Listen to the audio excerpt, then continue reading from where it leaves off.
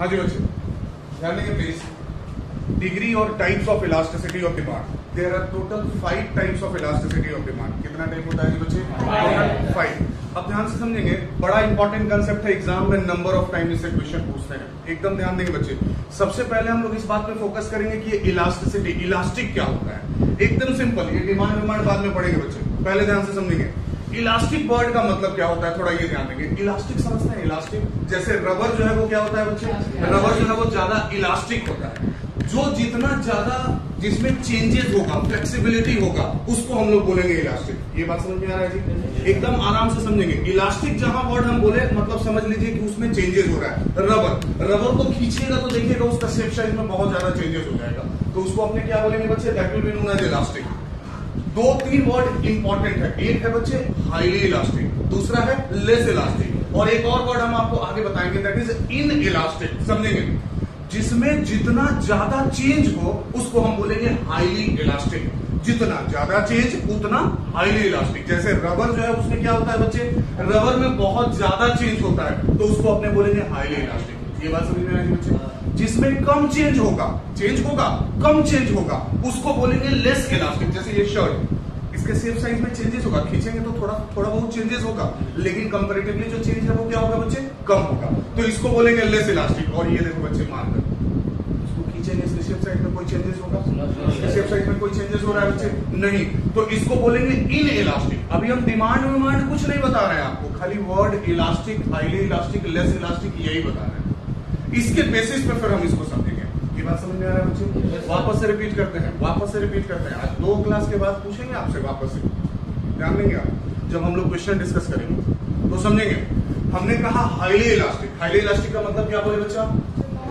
जिसमें ज्यादा चेंज हो। इतना छोटा सा रबर खींचेंगे तो देखिए इतना बड़ा हो जाएगा, इसको अपने क्या बोलेंगे?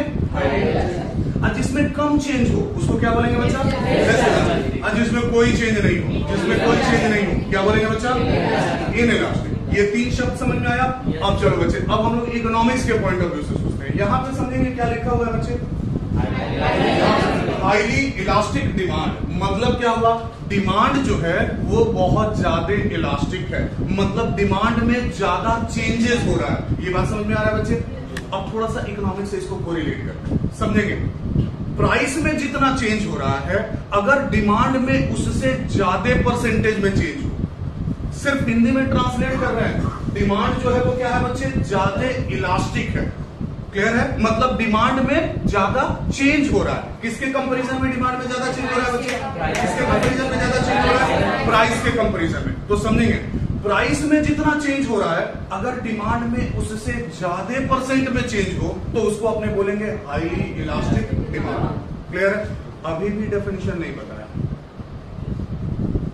अब थोड़ा सा फाइनल डेफिनेशन के पॉइंट ऑफ व्यू से आते हैं। पहला वाला में ही टाइम लगेगा, उसके बाद वाले में टाइम लगेगा। समझेंगे? डेफिनेशन के पॉइंट ऑफ व्यू से क्या होगा बच्चे? Other factor remaining same. और भी जो फैक्टर डिमांड को प्रभावित करते हैं, अफेक्ट करते हैं, मानिए उसमें कोई चेंज नहीं हो रहा है, अदर फैक्टर रिमेनिंग सेम।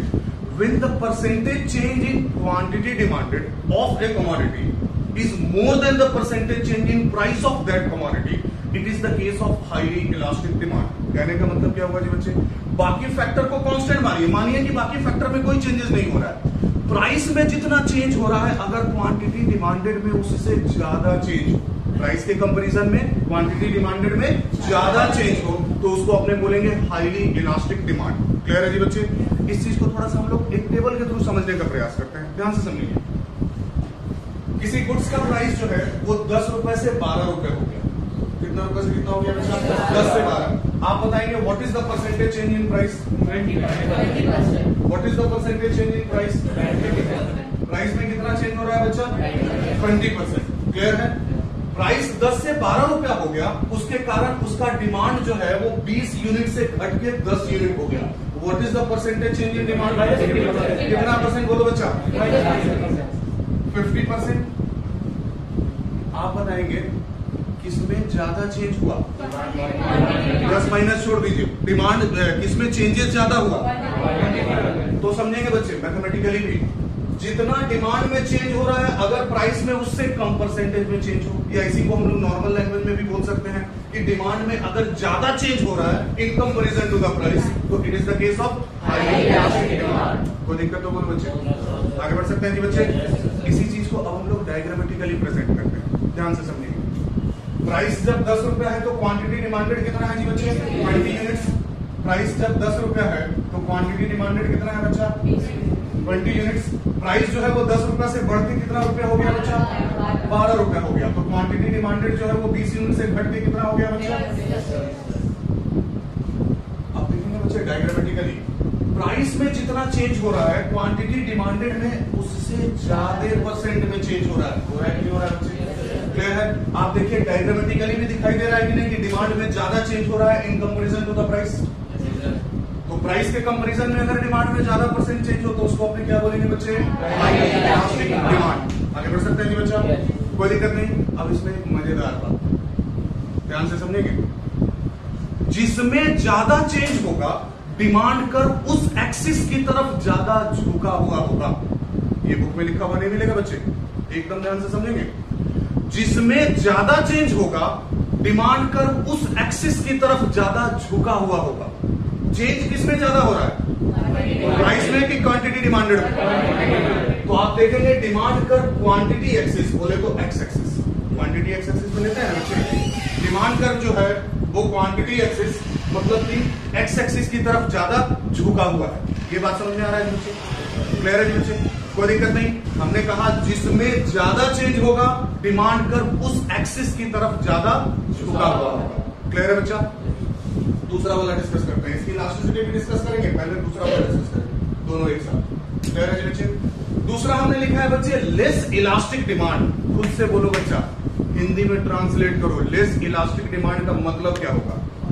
मतलब डिमांड जो है वो कम इलास्टिक है, मतलब डिमांड में कम चेंज हो रहा है। डेफिनेशन अपने आप समझ में आ गया होगा आपको? समझ में आ रही बाजी बच्चे? प्राइस में जितना चेंज हो रहा है अगर क्वांटिटी डिमांडेड में उससे कम परसेंट में चेंज हो तो उसको क्या बोलेंगे बच्चे? Less elastic demand. कोई दिक्कत नहीं। क्लियर है? चलिए शेड्यूल देखते हैं बच्चे। पहला वाला अगर कंसेप्ट क्लियर है तो ऑटोमेटिक दूसरा वाला क्लियर हो जाएगा। पहला वाले का ठीक रिवर्स है दूसरा वाला। बात समझ में आ रहा है जी? प्राइस 10 रुपए से 15 रुपए हो गया। What is the percentage change in price? 50%। Demand जो है प्राइस बढ़ने के कारण डिमांड 10 से 8 यूनिट हो गया। What is the percentage change in demand? आप बोलेंगे बच्चे प्राइस में जितना चेंज हो रहा है डिमांड में उससे कम परसेंटेज में चेंज हो रहा है। क्लियर है बच्चे? तो इसको क्या नाम दे रहे हैं? Less elastic demand. मतलब डिमांड जो है वो कम इलास्टिक है, मतलब डिमांड में कम परसेंट में चेंज हो रहा है। बात समझ में आ रहा है जी? क्लियर? ईपीएस वाला बच्चा, साइंस वाला बच्चा कौन कौन है जी? कोई दिक्कत तो बोलो बच्चा, पूछेंगे फिर पक्का ना? और बच्चा लोग कोई दिक्कत नहीं बच्चा? क्लियर है? तो प्राइस में जितना चेंज हो रहा है डिमांड में अगर कम परसेंटेज चेंज हो तो that is known as what? उसको अपने क्या बोलेंगे बच्चे? Less elastic demand. मतलब डिमांड जो है वो कम इलास्टिक है, डिमांड में भैया कम चेंज होगा। क्लियर? डायग्राम में देखते हैं बच्चे। प्राइस 10 तो क्वांटिटी भी हमने कितना लिया है बच्चे? 10। प्राइस 10 से बढ़ के 15 हो गया। क्वांटिटी डिमांडेड जो है वो 10 से घट के कितना हो गया बच्चे? 8। आप देखेंगे बच्चे प्राइस में जितना चेंज हो रहा है डिमांड में उससे कम परसेंट में चेंज हो रहा है। हो रहा है कि नहीं हो रहा है बच्चा? क्लियर है? लास्ट पॉइंट डिस्कस सुन लेंगे एक बार। हमने कहा था जिसमें ज्यादा चेंज होगा डिमांड कर्व उस एक्सिस की तरफ ज्यादा झुका हुआ होगा। याद आ रहा है बच्चा? क्लियर है? पहला वाला में चेंज किसमें ज्यादा हो रहा था बोलेंगे बच्चे? तो डिमांड कर्व किस एक्सिस की तरफ ज्यादा झुका हुआ था? दूसरे वाले में चेंज किसमें ज्यादा हो रहा है बोलेंगे बच्चे? प्राइस में ज्यादा चेंज हो रहा है। तो देखेंगे डिमांड कर्व किस एक्सिस की तरफ ज्यादा झुका हुआ है? समझ में आ रही बात जी? जिसमें ज्यादा चेंज होगा डिमांड कर्व उस एक्सिस की तरफ ज्यादा झुका हुआ होगा। कोई दिक्कत नहीं बच्चा? चलो फॉर्मूला परसेंटेज वाला formula, percentage change in quantity demanded divided by percentage change in price. चलिए अब दोनों केस में थोड़ा हम लोग इलास्टिसिटी कैलकुलेट करते हैं। अभी लिखेंगे नहीं बच्चे प्लीज, थोड़ा कंसेप्ट समझ लेंगे आप। इस केस में अगर हम इलास्टिसिटी कैलकुलेट करते हैं, ध्यान देंगे कुछ भी याद नहीं करना पड़ेगा बच्चे, अगर आप हमारी बात ध्यान से समझेंगे। पहला वाला केस में अगर हम ईपी कैलकुलेट करेंगे, what is the percentage change in demand? 50%। And what is the percentage change in price? 20%। Answer कितना आएगा बच्चा? आंसर कितना आएगा इसका? अब ध्यान देखिए, important percentage change in demand देखेंगे। हाईली इलास्टिक डिमांड के केस में डिमांड में ज्यादा चेंज होता है कि नहीं होता है बच्चे? तो परसेंटेज चेंज इन डिमांड मतलब ऊपर वाला फिगर, मतलब न्यूमरेटर, ऊपर वाला वैल्यू ज्यादा होगा क्योंकि डिमांड में ज्यादा चेंज होता है।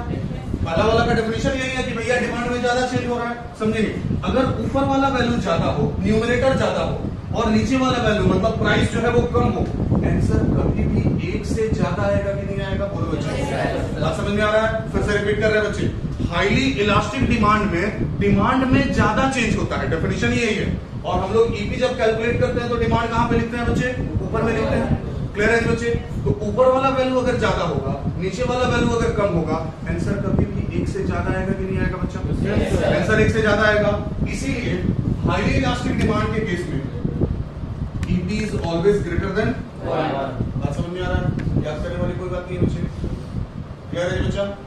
दूसरा केस, अगर हम यहां पे ईपी कैलकुलेट करते हैं, अब की बार बोलेंगे लेस इलास्टिक डिमांड में चेंज किस में ज्यादा होता है? तो ऊपर वाला वैल्यू डिमांड में कितना चेंज है? प्राइस में कितना चेंज है? ऊपर वाला वैल्यू अगर कम होगा, नीचे वाला वैल्यू अगर ज्यादा होगा, आंसर कभी भी एक से ज्यादा आएगा कि एक से कम आएगा बच्चे? तो इस केस में ईपी विल बी ऑलवेज करते बच्चे। क्लियर है बच्चा? ध्यान देने करना पड़ेगा, नोट करेंगे फटाफट।